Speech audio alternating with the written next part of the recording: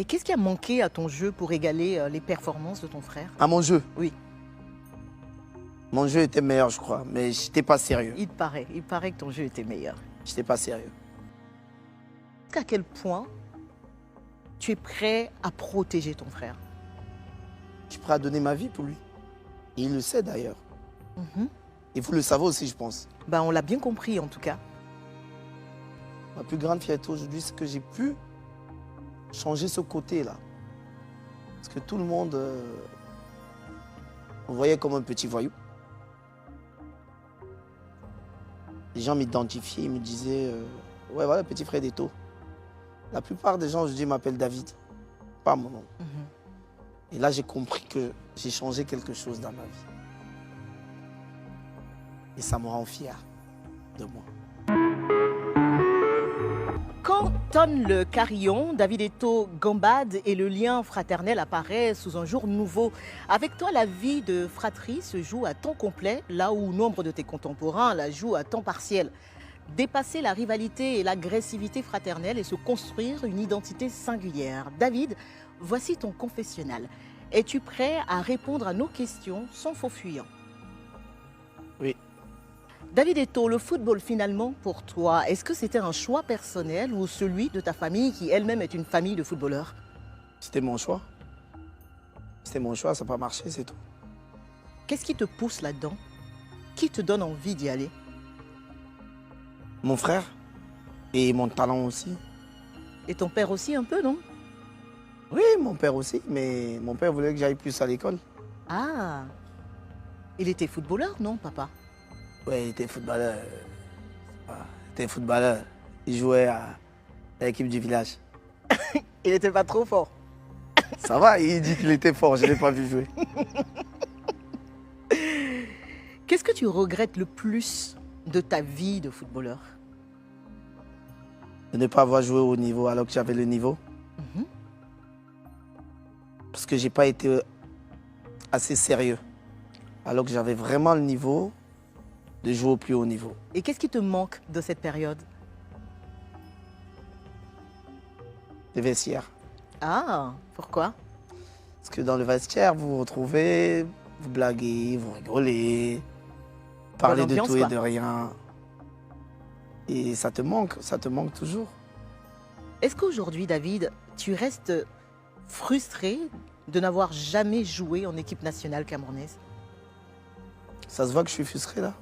Je sais pas, mais quelque part, pour un footballeur, ça doit être un peu frustrant de ne pas avoir porté le maillot de son pays, de ne pas avoir défendu le maillot de son pays, non? J'ai déjà répondu à cette question. Pas sur mon plateau. Pas sur ton plateau, c'est vrai. J'ai pas joué à l'équipe nationale du Cameroun parce que je ne méritais pas.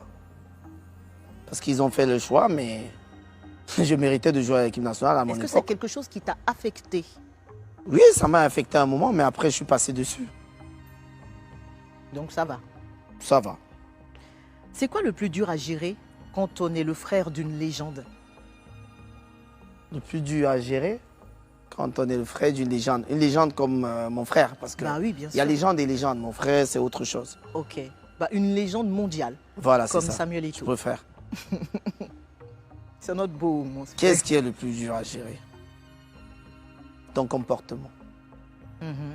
Ton Tu es comportement. obligé de tout contrôler. Je suis obligé de tout contrôler. Tu dois avoir un meilleur comportement. Tu dois être un exemple pour les autres. Mhm.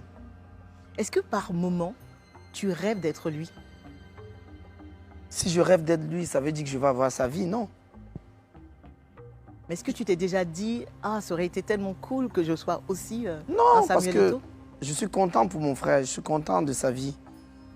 Et je prie pour lui tous les jours. Je suis content de sa vie. J'ai ma vie, il a sa vie. Mhm.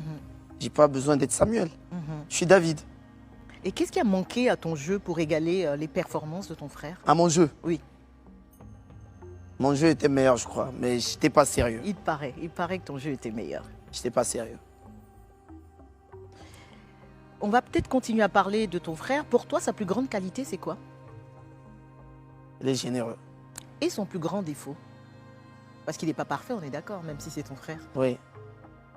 Son plus grand défaut, impulsif. Impulsif?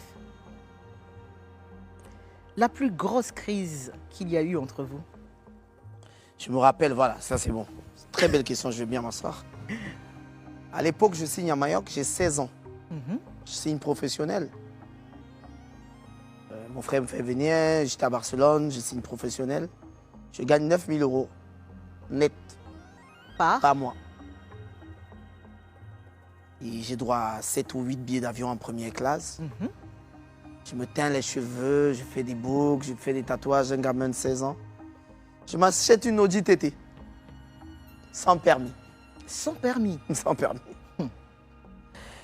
Je l'envoie transformer, je l'envoie qu'on la transforme à Londres. Donc on Chez la Hello thune. Custom. Tu l'as fait pimper. J'ai fait pimper avec des ailes qui s'ouvrent. comme Non, ça, tout ça. non. J'arrive aux entraînements, mon frère il devient fou. Il me dit, mais t'es malade. Tu as 16 ans. Tu as 16 ans. Tu as 16 ans, t'as pas de permis, tu as une voiture.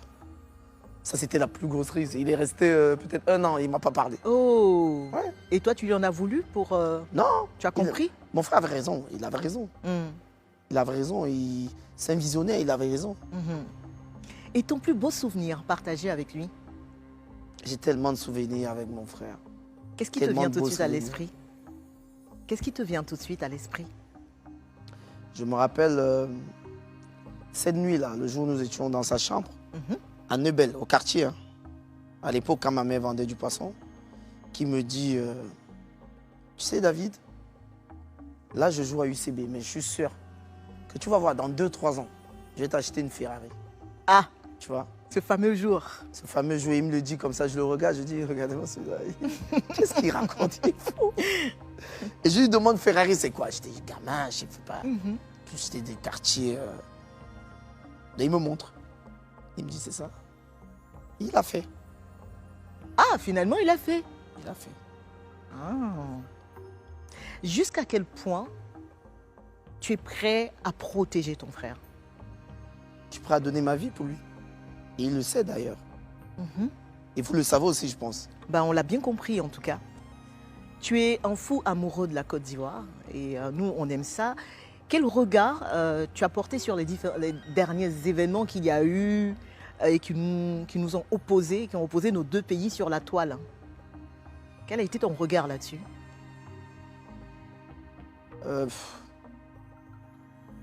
J'ai été vraiment très affecté. J'ai été affecté et déçu des deux nations.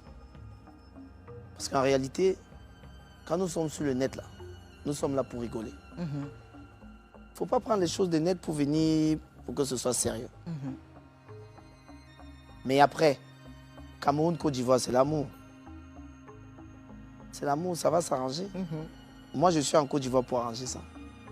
Et je suis sûr que ça va s'arranger. Sûr et certain. Aujourd'hui, c'est quoi ta plus grande fierté, David? Ma plus grande fierté aujourd'hui, c'est que j'ai pu changer ce côté-là. Parce que tout le monde me voyait comme un petit voyou. Les gens m'identifiaient, ils me disaient ouais, voilà, petit frère d'Eto. La plupart des gens aujourd'hui m'appellent David, pas mon nom. Mhm. Et là, j'ai compris que j'ai changé quelque chose dans ma vie. Et ça me rend fier de moi. David, as-tu été totalement sincère dans ce confessionnal?